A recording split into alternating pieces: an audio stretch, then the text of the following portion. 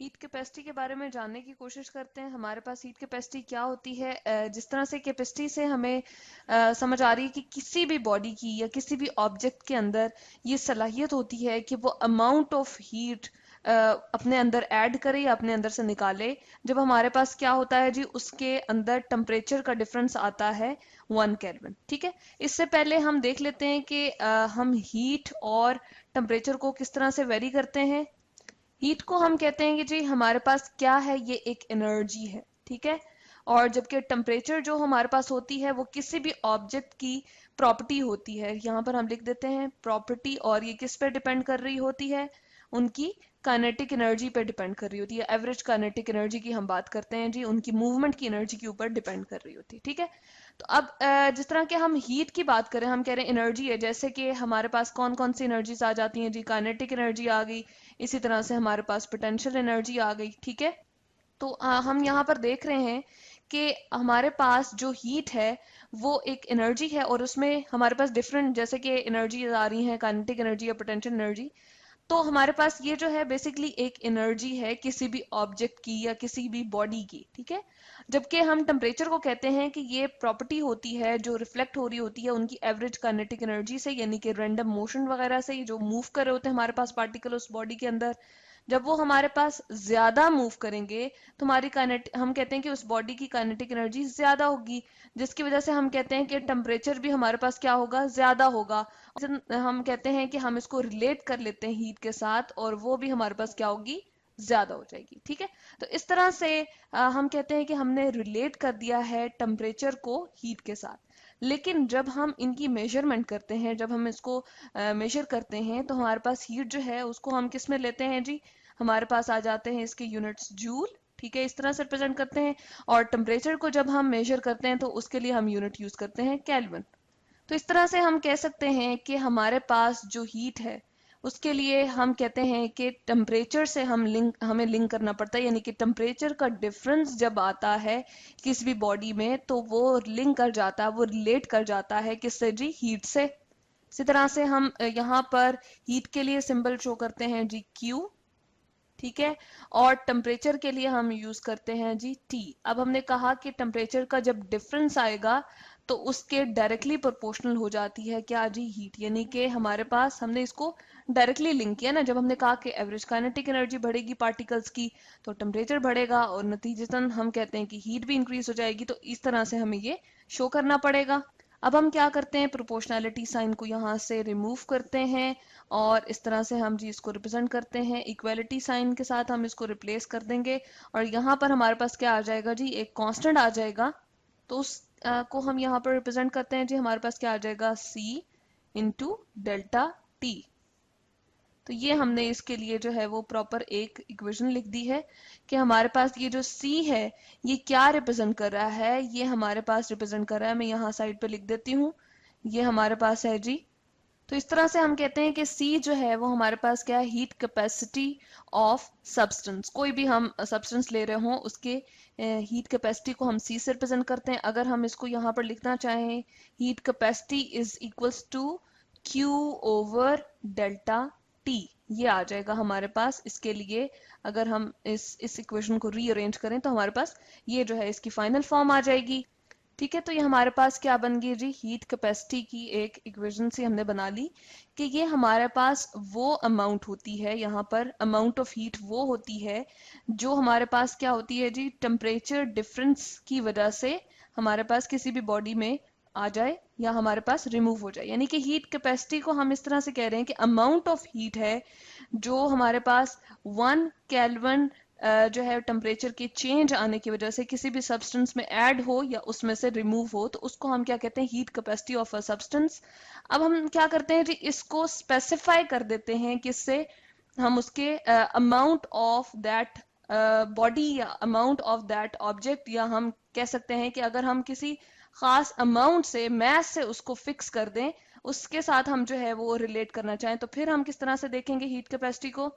यहाँ पर हम लिखते हैं जी, उसके लिए इक्वेशन हम लिखते हैं, हमारे पास आ जाएगा हम Q। ठीक है, हीट को ही हमने लिखना है, और डिवाइडेड बाय हमने क्या करना है, जिस तरह से ये टेम्परेचर का डिफरेंस हमने लिया हुआ था वो ही लेना है। लेकिन अब हम क्या करेंगे, यहाँ पर मैस लेंगे। मैस के लिए मैंने m पुट कर दिया, तो मैस के साथ जब हम उसको स्पेसिफाई कर देते हैं तो उसको हम कहते हैं जी स्पेसिफिक हीट कैपेसिटी। ठीक है, हम क्या कहते हैं जी, स्पेसिफिक हीट कैपेसिटी हमारे पास अमाउंट ऑफ हीट है, ठीक है, पर यूनिट मास, जो कि हमारे पास रिक्वायर्ड होती है 1 केल्विन टेम्परेचर को राइज करने के लिए, या फिर 1 टेम्परेचर जो हमारे पास 1 केल्विन टेम्परेचर है उसको डिक्रीज करने के लिए। तो अब देखिए कि हमने इसको मैस के साथ जो है वो क्या कर दिया जी, स्पेसिफाई कर दिया है। ठीक है, और यहाँ पर मैस जो है जब हम लेते हैं जी 1 ग्राम, तो इसका हम यूनिट को किस तरह से लिख सकते हैं, हीट के लिए हमने यूज किया था जो कि हमने बताया था जूल। ठीक है, मैं यूनिट यहाँ पर लिख रही हूँ, जूल आ जाएंगे हमारे पास। और अगर हम यहाँ पर ग्राम यूज कर रहे हैं, ठीक है, तो हमारे पास क्या आ जाएगा जी, ये ग्राम जब हमारे पास ऊपर जाएगा तो हम क्या लिखेंगे, पर ग्राम। ठीक है, इस तरह से हम रिप्रेजेंट करेंगे। और केल्विन भी, 1 केल्विन की जब हमने बात की टेम्परेचर डिफरेंस की, तो यहाँ पर हम कह रहे हैं कि केल्विन भी ऊपर जाके हमारे पास इस तरह से चेंज हो जाएगा। तो इसके यूनिट हमारे पास क्या आ गए जी, जूल पर ग्राम पर केल्विन। इसके अलावा अगर हम किलोग्राम यहाँ पर ले लें तो हमारे पास क्या आ जाएगा, जूल पर किलोग्राम पर केल्विन आ जाएगा। ठीक है, अब हमने तो यहाँ पर अमाउंट के साथ जो है वो क्या किया था, स्पेसिफाई कर दिया था, यानी कि हमने कहा था ये हमारे पास क्या है, अमाउंट ऑफ हीट है required to raise the temperature of given 1 gram of a substance. ठीक है, और हमारे पास टेम्परेचर का डिफरेंस कितना आना चाहिए जी, 1 केल्विन तक आना चाहिए, तो उसको हम स्पेसिफिक हीट कैपेसिटी कहते हैं। अगर हम इसको मोल से स्पेसिफाई कर दें तो फिर हमारे पास क्या हो जाएगा, हम उसको कहेंगे मोलर हीट कैपेसिटी। ठीक है, यहाँ पर हम इस तरह से करेंगे कि हमारे पास क्या आ जाएगा, मोलर हीट कैपेसिटी के लिए Q ओवर N हम लिख देंगे इंटू डेल्टा T आ जाएगा। ठीक है, और N की जगह हमने क्या पुट करना है जी, हम मोल्स पुट कर देंगे, तो इसका यूनिट जो हमारे पास चेंज हो जाएगा वो हो जाएगा जूल पर केल्विन पर मोल, या फिर हम यूं भी कह सकते हैं जूल पर मोल पर केल्विन। ठीक है, तो इस तरह से हमने यहाँ पर मोलर हीट कैपेसिटी के भी यूनिट्स देख लिए, जूल पर मोल पर केल्विन। ठीक है, अब हम इसको क्या करते हैं, जनरल इसकी टर्म अगर लिखना चाहें तो हम इस तरह से लिख सकते हैं कि हमारे पास क्या होता है, हीट कैपेसिटी के लिए C हम यूज करते हैं, उसके बाद हम यूज कर रहे हैं जी Q जो कि हीट है, डिवाइडेड बाय हम क्या कर रहे हैं N इनटू, हम टेम्परेचर डिफरेंस को और ज्यादा प्रिसाइज करके अगर लिखना चाहें तो हमारे पास क्या हो जाएगा, final temperature minus initial temperature. ठीक है, T2 को हम फाइनल टेम्परेचर कंसिडर कर रहे हैं यहाँ पर, और T1 को इनिशियल टेम्परेचर कंसिडर कर रहे हैं। ठीक है, तो ये हमारे पास कुछ इस तरह से बन जाती है। ठीक है, अब हम क्या करते हैं जी, हम प्रेशर जो है वो कांस्टेंट कर देते हैं, तो हमारे पास क्या इफेक्ट आएगा इस पे, तो हम कहते हैं कि हमारे पास ये क्या होगा, इसके साथ हम C के साथ छोटा सा P लगा देते हैं, यहाँ पर शो कर देते हैं। ठीक है, और उसके बाद Q के साथ भी हमें क्या शो करना पड़ेगा, एक छोटा सा P। ठीक है, यानी कि ये हमारे पास क्या रिप्रेजेंट कर रहा है कि प्रेशर कांस्टेंट हो गया, और बाकी नीचे वाली टर्म हम एज इट इज लिखेंगे, यानी कि N इंटू डेल्टा T। ठीक है, चले हम इस तरह से करके रिप्रेजेंट कर देते हैं इसको। यहाँ हम देख रहे हैं कि हमने क्या कर दिया है, प्रेशर कांस्टेंट कर दिया है। यहाँ हम साइड पे लिख भी देते हैं। चलें, जब हमारे पास प्रेशर कांस्टेंट होगा तो इसलिए हमने ये P यहाँ पर जो है वो इसके क्या किया जी, इसके हमने सबस्क्रिप्ट में हमने शो कर दिया है, और यहाँ पर हम कहते हैं कि N इंटू डेल्टा T आ जाएगा। ठीक है, इसी तरह से। और उसके बाद हम कहते हैं कि हमारे पास ये जो QP है, ठीक है, ये हमारे पास क्या होता है जी, जब हम प्रेशर कांस्टेंट कर देते हैं तो हीट एट कांस्टेंट प्रेशर जो है वो हमारे पास किसके बराबर हो जाता है, डेल्टा H के बराबर। ठीक है, तो इसकी जगह हम ये जो है वो शो कर देंगे इसको, तो हमारे पास कुछ इस तरह से ये रीअरेंज होके बन जाएगा।